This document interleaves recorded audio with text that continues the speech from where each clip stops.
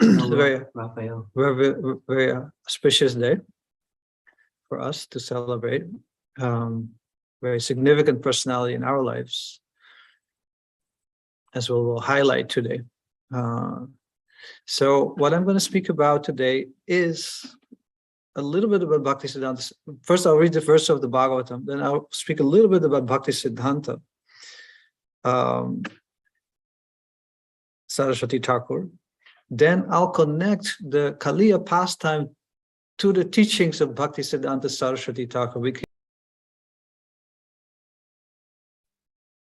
As Vasudeva Prabhu was about to connect the dots, we lost him. Adi, if you can hear us, please connect us to Vasudeva.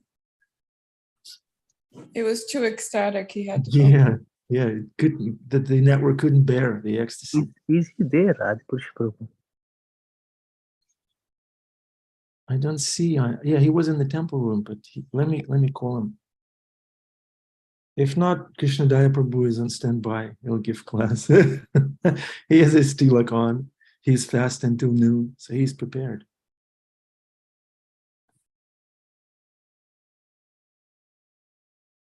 With my constitutional position, I have to eat all the time, but I'm going to fast today till noon. Fast until breakfast.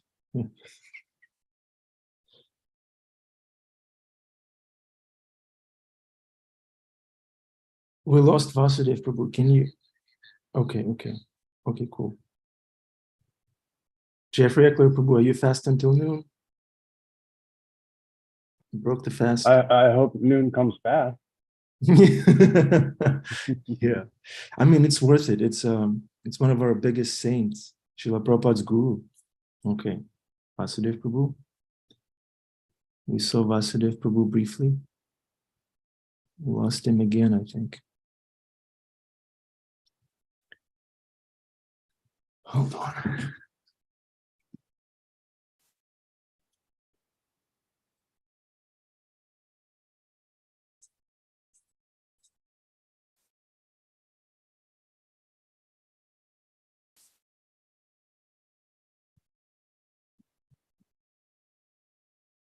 Okay, there he is, Vasudeva Prabhu. Welcome back.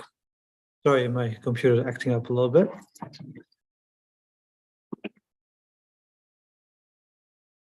Okay, now it should be good. Okay.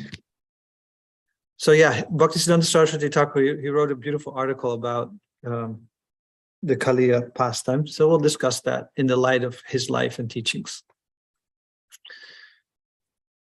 Jaya Radha Madhava Kunja Bihari Jaya Radha Madhava Kunja Bihari Gopi Janna Vallabha Girivaradhari Gopi Janna Vallabha Girivaradhari Yashodanandana Braja Janna Ranjana Yashodanandana Braja Janna Ranjana Yashodanandana Braja Jana Ranjana Yashodanandana Braja Jana Ranjana Yamunatira Vanachari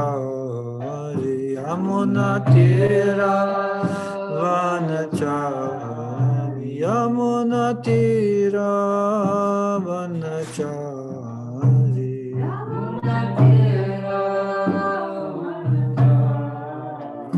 Jaya Radha Madhava Kunja Bihari Jaya Radha Madhava Kunja Bihari Om Namo Bhagavate Vasudevaya Om Namo Bhagavate Vasudevaya Om Namo Bhagavate Vasudevaya Narayanam namaskrityam namuram chaiva narotamam devim saraswatim vyasam tato jayam udirayed. Nashtaprayeshu bhadreshu nityam bhagavata sevaya bhagavatyuttama shloke bhaktir bhavati naistiki. Om ajnanatimirandhasya gyananjana shalakaya akshuram militam yena tasmai shri gurave namaha. Shri Chaitanya Manobishtam Sthapitam Yena Bhutale Swayam Rupa Kadamahyam Dadati Swadantanantikam Vandeham Shri Guru Sri Yutapada Kamalam Shri Gurun Vaishnavangscha Shri Rupam Sagrajatam Sahagana Raghunathan Vitam Tam Sajivam Sadvaitam Savadutam Parijana Sahitam Krishna Chaitanya Devam Shri Radha Krishna Padan Sahagana Dalita Shri Vishakanvitam Namam Vishnu Padaya Krishna Prishthaya Bhutale Srimate Bhakti Vedanta Swaminiti Namane Namaste Saraswati Deve Gauravani Pracharine Nirvishesha Sunyavari Pashtachari Shitarine Namam Vishnu Padaya Krishna Prishthaya Bhutale Srimate Bhakti Siddhanta Saraswati Namane Shri Varsha Bhanavi Devi Daitai Kripabdaye Krishna Sambandha Vijnana Daine Prabhave Namaha Madhuryo Jvala Prema Jasi Rupa Nuga Bhaktira Shri Gaura Karuna Shakti Vigrahaya Namostate Namaste Gauravani Shri Murtaye Dinatarine Rupanuga Virudhapa Siddhanta Dvanta Harine Vancha Kalpatarubhyascha Kripa Sindhu Bhyevacha Patitanam Pavanebhyo Vaishnavebhyo Namo Namaha Jaya Shri Krishna Chaitanya Prabhu Nityananda Shri Advaita Gadadhara Shri Vasari Gaura Bhakta Vrinda Hare Krishna Krishna Krishna Hare Hare Hare Rama, Rama Rama, Hare Hare. So first with the verses from Srimad Bhagavatam for today. It's verses 10, 16, 60 to 64. Shri Shukavacha Ityakarnya Vacha Praha Bhagavan Karyamanusha Natrsteham Toya Sarpa Samudram Yahi Machiram Swagyatya Darajyo Go Nribir Bhujate Nadi. Sukadev Goswami said, after hearing Kaliya's words, the Supreme Personality of Godhead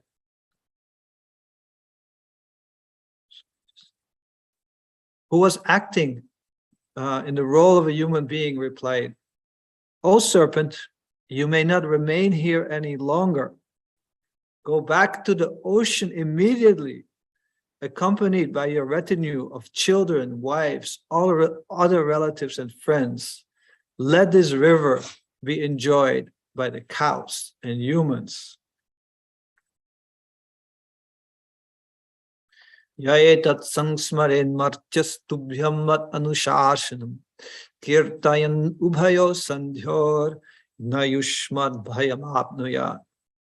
If a mortal being attentively remembers my command to you to leave Vrindavana and go to the ocean and narrates this account at sunrise, sun is about to rise, and sunset, he will never be afraid of you.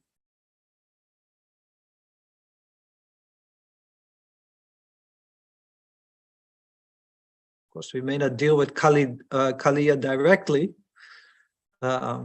encounter Kaliya with his thousands of hoods wanting to encoil us in his coils, but we may encounter what he represents. So by hearing this narration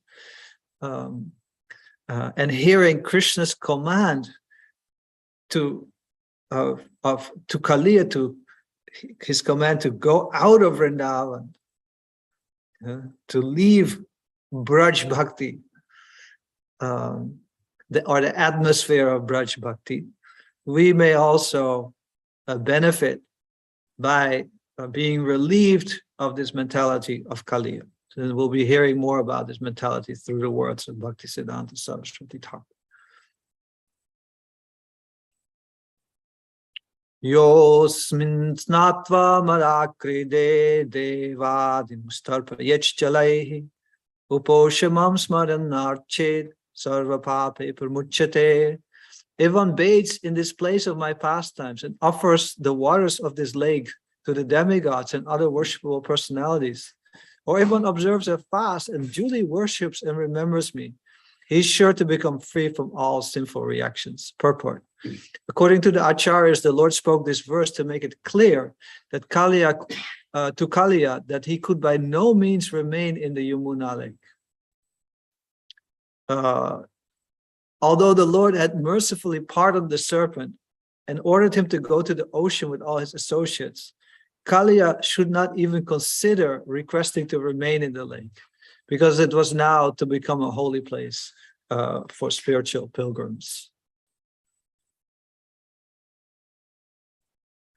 Dvipam ramanakam hitva radham etam upashritah yadbhayat sasuparnastvam madyanmat padalanchitam.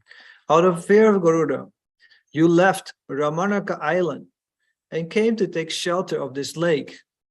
But because you are now marked with my footprints, Garuda will no longer try to eat you. That may be an added benefit of hearing this pastime, that Garuda also wouldn't want to eat us. Oh, no, he doesn't eat humans.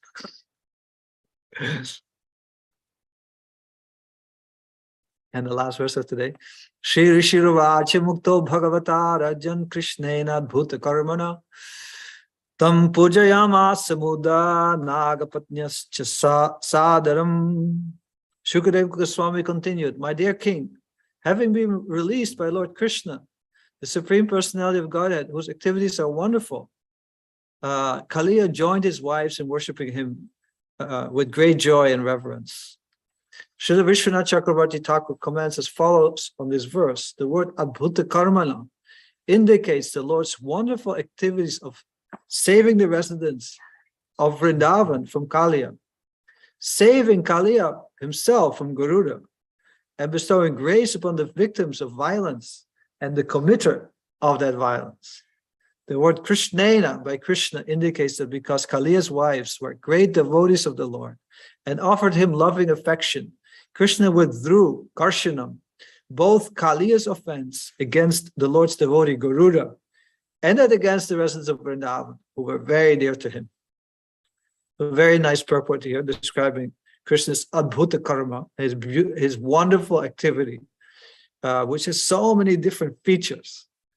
There's this his incredible dancing, which is unparalleled. Like Vrindavan and Nattabara, the great dancer of Vrindavan. You can only imagine what it would be like to see Krishna dancing on Kaliya. The magnificence of that dance is indescribable. But in doing that, he did so many other things. He saved the residents of Vrindavan. He saved Kaliya from Garudas, from the fear of Garuda, and kind of made him free again to roam in the world. And he bestowed grace upon the victims of violence. He made all the Brijvasis more attached to him in this pastime. And also he bestowed a lot of grace on the committers of that violence. He didn't, in his punishment, he gave great benefit to Kaliya. So that's so wonderful of Krishna that Krishna is so wonderful. And everything he does is also magnificent and so magnanimous, and so everybody benefits. The wives of Kali also benefit because they are devotees and they had to tolerate this husband who was like obnoxious, just creating disturbances to the residents of Vrindavan. So there's a pain for them, but now they had a devotee husband who they could actually serve Krishna with. So they also very, very happy. So all around, Krishna created auspiciousness by this pastime. So today's the appearance day of Bhaktisiddhanta Saraswati Thakur.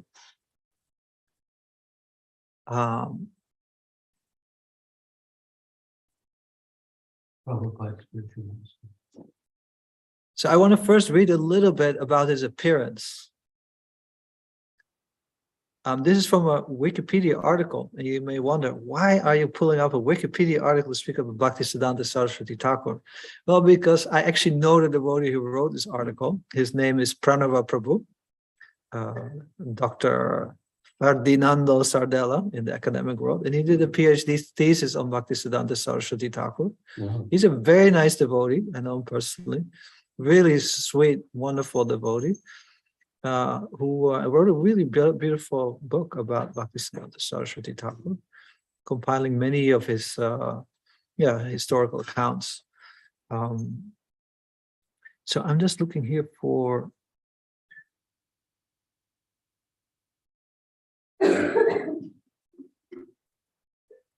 yes.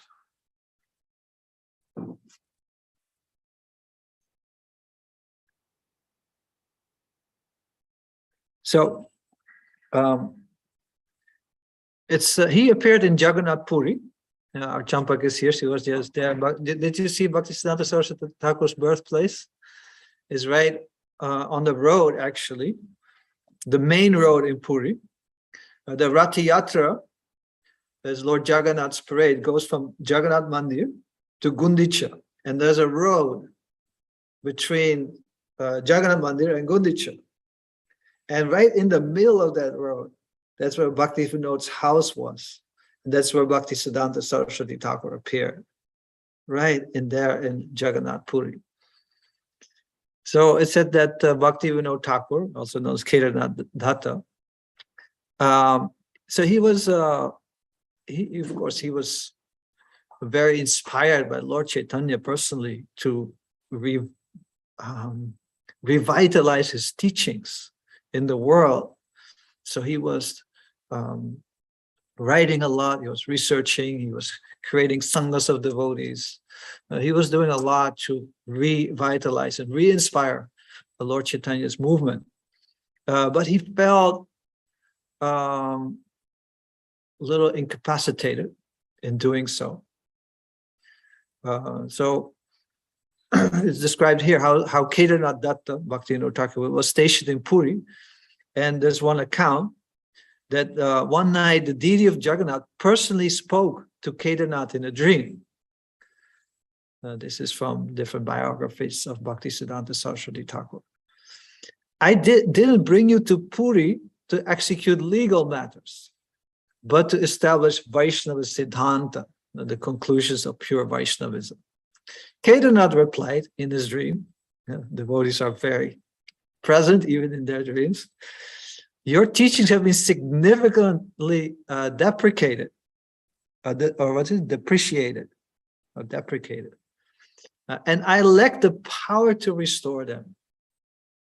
Much of my life has passed, and I'm otherwise engaged. So please send somebody from your personal staff so that I can start this movement. So that was his prayer to Lord Jagannath. Please send me someone of your personal staff to assist me in my mission to revitalize Lord Chaitanya's teachings in the world.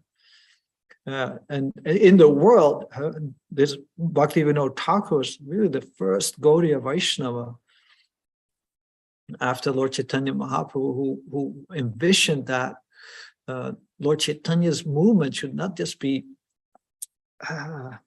in Bengal and just for a few Bengali Vaishnavas. It should just be spread all over the world.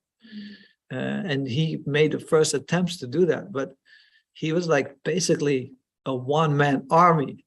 Bhakti Vinod Thakur, he didn't have an institute, he just had some, contemporaries, also of different spiritual commitments. Not all were like pure Vaishnavas even, but he just tried to engage everyone to help. But he felt very incapacitated to execute the mission to the extent also he envisioned a worldwide movement. So he prayed to Jagannath. So Jagannath then requested Kedarnath to pray for an assistant to the image, to the murti of the goddess Bimala Devi, worshipped in the Jagannath temple. Now, Lord Krishna has different energies, Shaktis, and one of those Shaktis, there's 16 main Shaktis, and one of these Shaktis is called Bimala. So there's a personified goddess of this Shakti, Bimala Devi, and she's worshipped in the Jagannath temple. So this is what Bhaktivinoda Thakur did. He offered prayers to Bimala. So when his wife gave birth to the child, Kedarnath linked the event to the divinatory dream and named his son Bimala Prasad, the mercy of Bimala Devi. The same account mentioned that at his birth, the child's umbilical cord was looped around his body like a sacred Brahminical thread that left a permanent mark on the skin, as if foretelling his future role as a religious leader.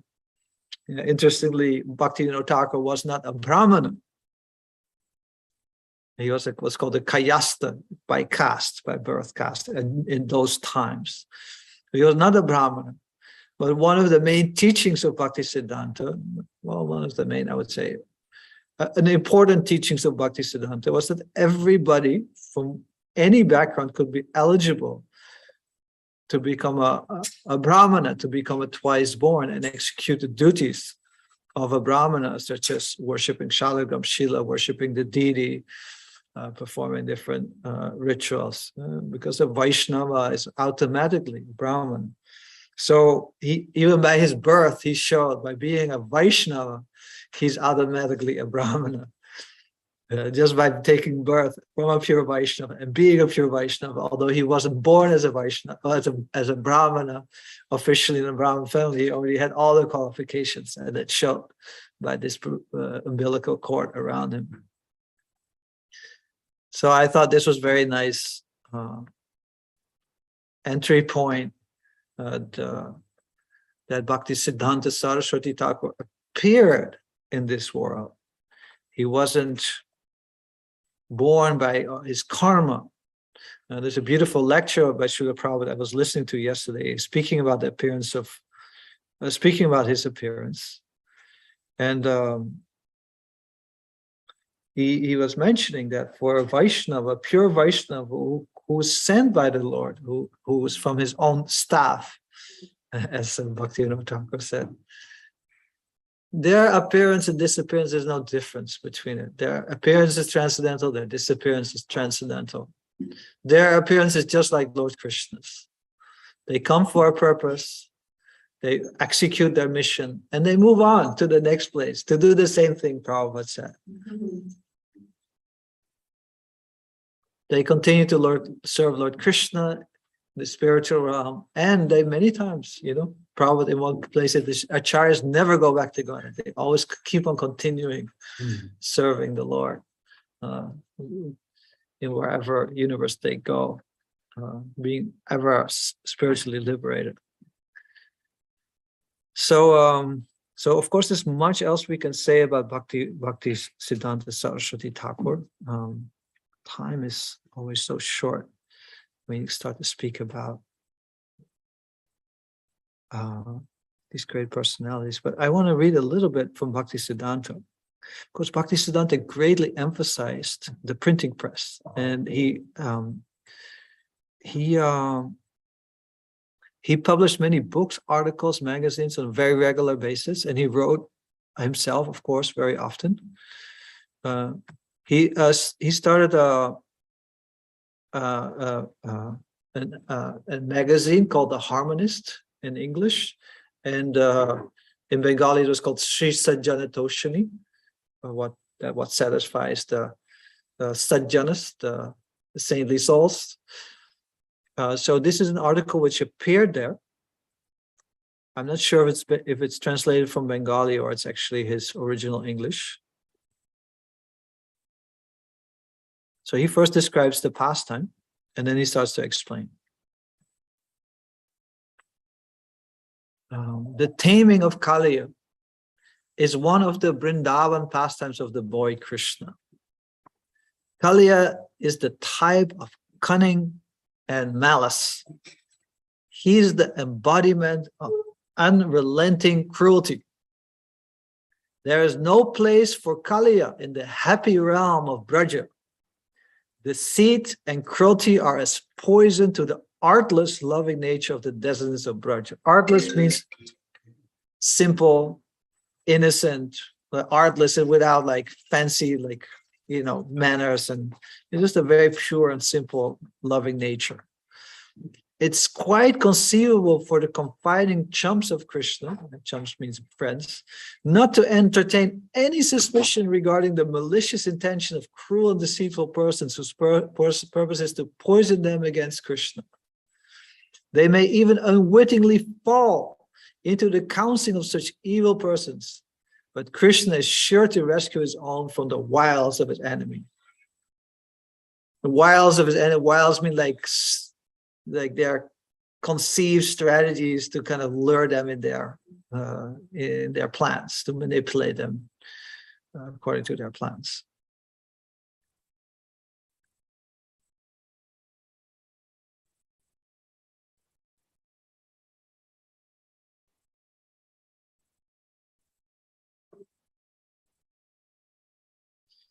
Nay, Krishna has also a plan for curing the evil propensity of Kali himself.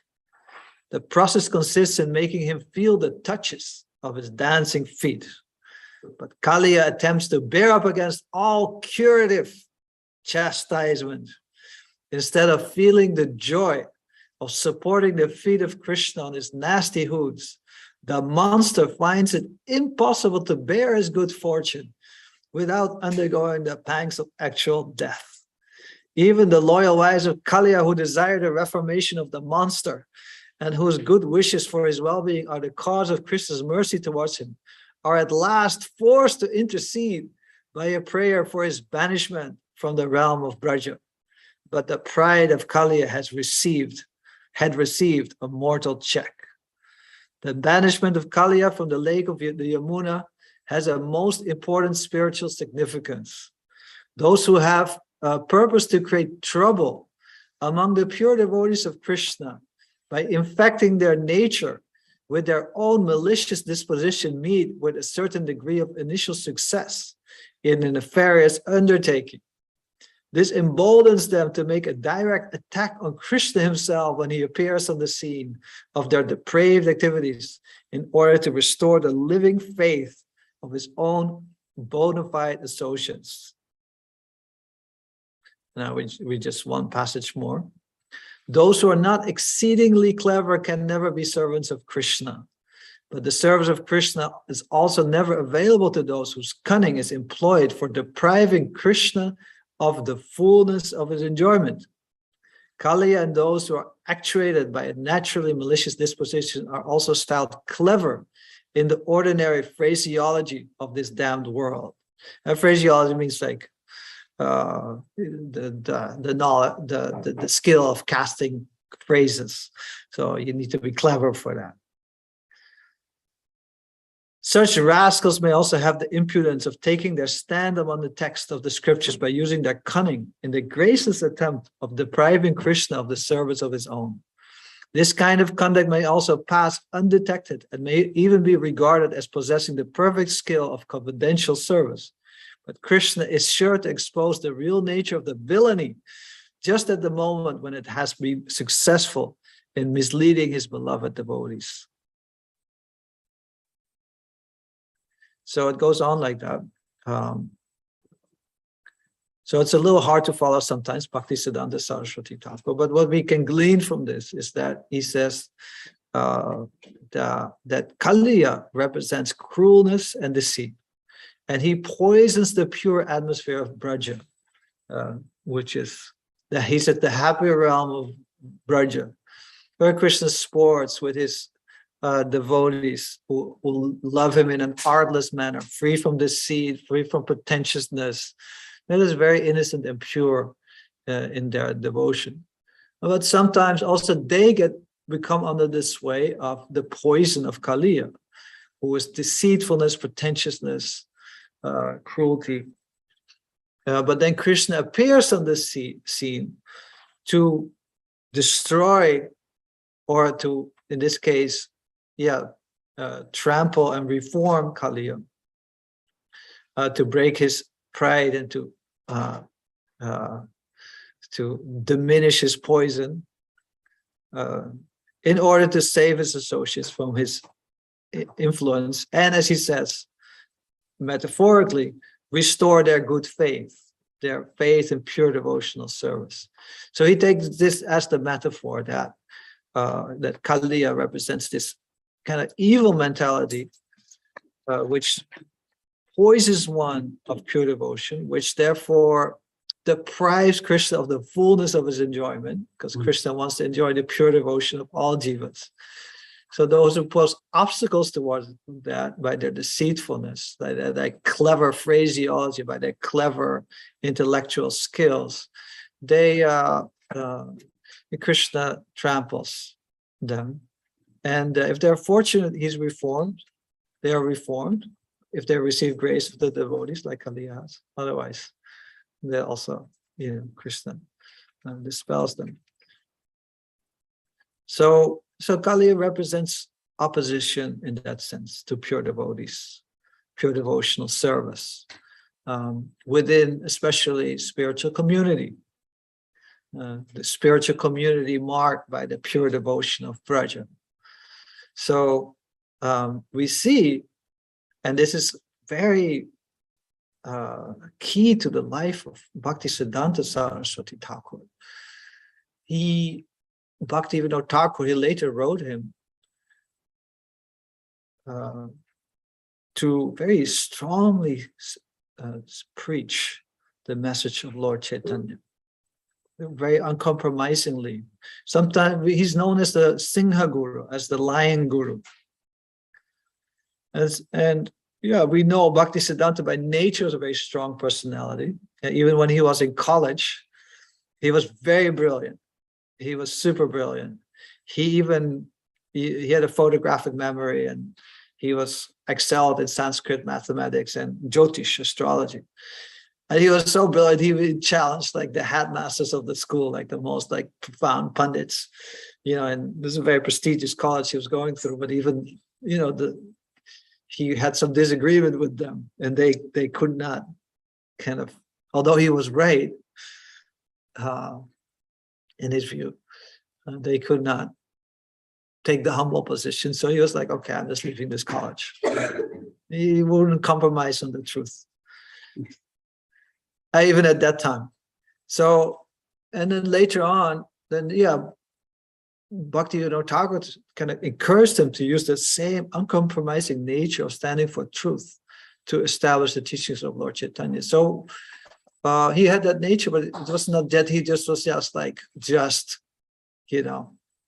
going about being the Lion Guru.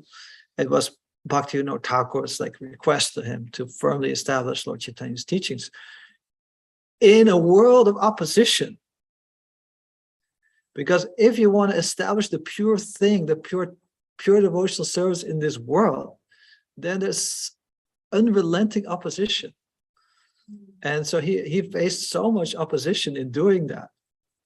Of course, at that time, Krishna was being attacked by poisonous, malicious, deceitful intellectuals, especially coming from the British rule, the British intellectuals who were deprecating, who were criticizing, especially the temple worship of India as the most lowest form of religion. And they were specifically pointing out Krishna, who was dancing with other people's wives and so forth, as the epitome of immoral, immoral Hinduism as a very low-class religion. And they were influencing the intellectual class at the time. So they were moving away from kind of devotion to Krishna to more impersonalism, no form, no qualities, no nothing. So that's where you got a lot of spiritual leaders emerge at that time who kind of formed how Hinduism is mostly known nowadays as some new kind of form of Advaita Vedanta, of impersonalism. So he had to stand up against that to establish Krishna. It was one of the great opposing features. Then, of course, within this the Gaudiya Vaishnava community itself, like he initiated people from all walks of life and made them Vaishnavas, and Brahmanas had to worship the deities. So then the local kind of Gaudiya Vaishnavas, especially the Smarta Brahmanas, they were very upset because they had kind of a monopoly on religious, on religious practice, the Gaudiya Vaishnava practice. So they were being diminished in this way, and they were challenged by his pure teachings and pure example, pure devotion. So there's many other like opposing. He had opposing features he had to deal with. So if you read this Kali article, it's very much, you can read it very autobiographically that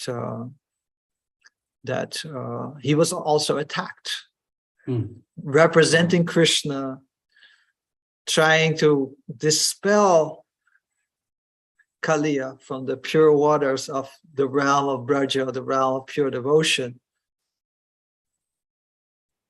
He was severely criticized and even attacked. He and his followers were at one point, while doing parikrama, they were like mobbed and attacked with throwing stones at, and there was even like this is historically documented that several attempts of his life were being schemed, and at that time he only narrowly escaped.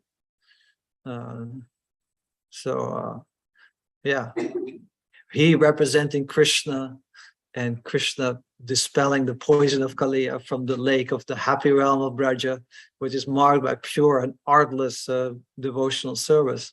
He was experienced the attack, trying to himself trample on those misconceived teachings, challenge them, reform them, and establish the truth. He was attacked for it. But ultimately he came out victorious. Like he said, like ultimately the villainy is exposed to the people, especially when they attack.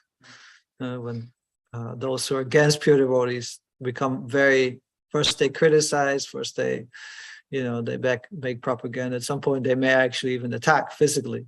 But then their villainy is exposed, and actually the teachings, the pure teachings, become more strongly established in that opposition.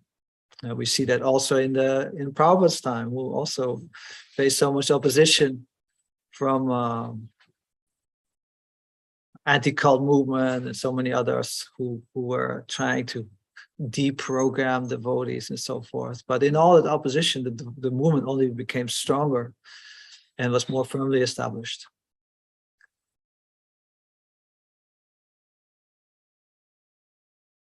So Bhaktisiddhanta struggled greatly in establishing pure devotional service in this world against the influence of Kaliya, the deceitful, cunning, brute mentality of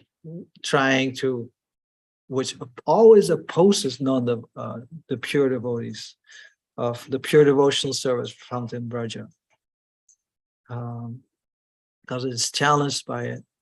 So he struggled a lot, but was very successful, and as a result, we're all here today. That's some dialogue who made this point some time ago, that sometimes we forget what we have and how much sacrifice and struggle our predecessors have made in order for us to become devotees and practice bhakti. Like we think, oh yeah, Bhakti Siddhanta may be challenging some obstacles way back in that time. If we wouldn't have done it at that time, there would have been no Gaudiya Math. There would have not been there would not have been Prabhupada. There would have not been ISKCON. Which really ISKCON is really just in many ways a transplant of Bhaktisiddhanta's conception of the Gaudiya Math in the Western world. So much what we do is actually established by Bhaktisiddhanta Saraswati Thakur. just expertly transplanted by Srila Prabhupada, our Srila Prabhupada in our present time. So sometimes we forget how much struggle, how much sacrifice has been made for us. Because in order to establish pure devotional service, there's so much opposition that's represented by Kali in Vraj. His cunning, deceitful manners of trying to lure. He's poisoned all the coward boys, so he takes that as like that influence, taking pure devotees away from the teachings of pure devotional service and getting diverted by it. And Krishna saving that. Krishna saving his devotees from that evil influence of being diverted away from pure devotion. And Bhaktisiddhanta very much took on that role of diminishing those teachings which takes one away from pure devotional service and establishing the pure Siddhanta. Rupanuga Siddhanta Dvanta Harini. He in his pranamantras, which we just chanted, he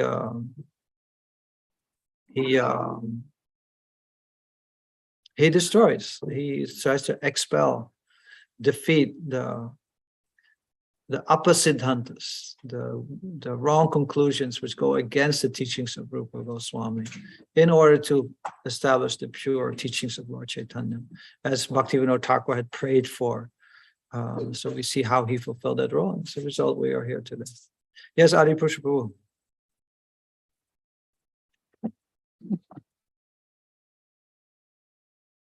Hare Krishna, fantastic class.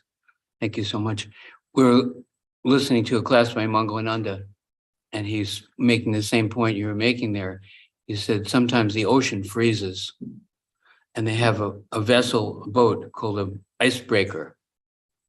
And it goes ahead of the other boats and breaks through the ice, to make a path because there's been an obstruction. And the analogy is given that sometimes if there is darkness and people are in darkness a long time, then when the light comes, they think, what is that? What is that? But Bhaktisiddhanta Saraswati Maharaj was so ferocious, like you said, Singha Guru, lion-like Guru, that sometimes his disciples were hesitant to bring people before him because he would be cutting. He would say, no, what you're saying is watered down. And they were afraid that the people they were preaching to would be uncomfortable to hear the uncompromising truth. But he was ferocious. And like you said, it was beneficial because he was courageous enough to speak the truth, even speaking the truth to power. And they tried to kill him. They actually wanted to kill him because of his simple speaking what he heard from his spiritual master. Mm-hmm. Amazing.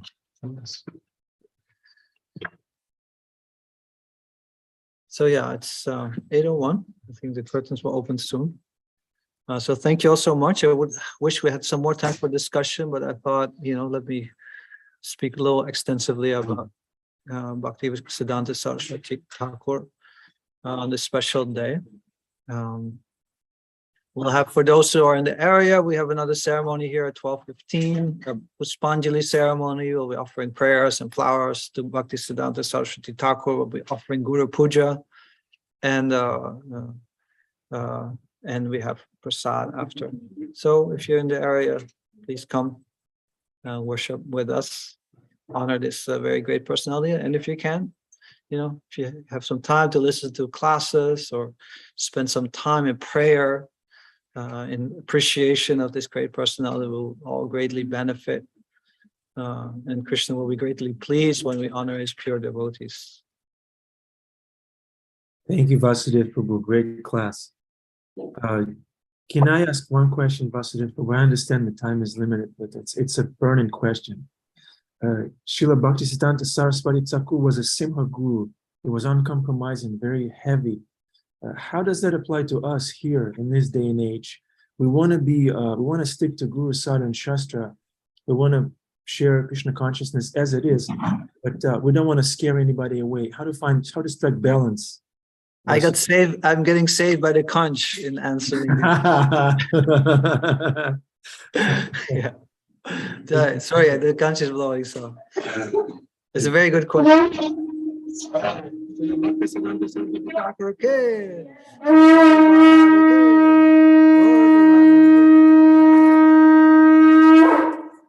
Please put us on the donation.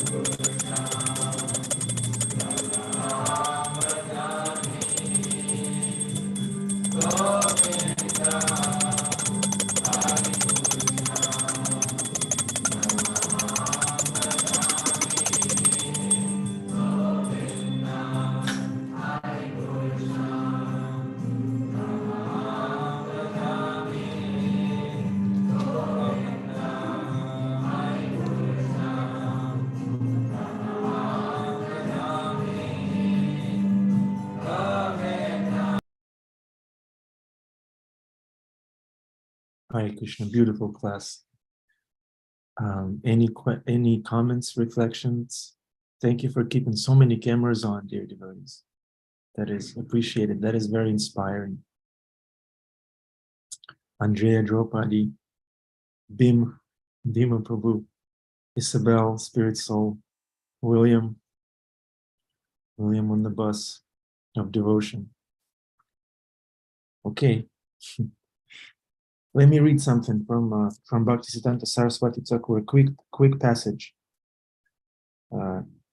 If to carry out the command of the Vaishnava Guru, I have to be arrogant or suffer eternal perdition, I am prepared to welcome such eternal damnation and even sign a contract to that effect. I will not listen to the words of malicious persons in lieu of the command of Shri Gurudev. I will dissipate with courage and conviction the currents of thought of the rest of the world, relying on the strength derived from the lotus feet of Shri Gurudev.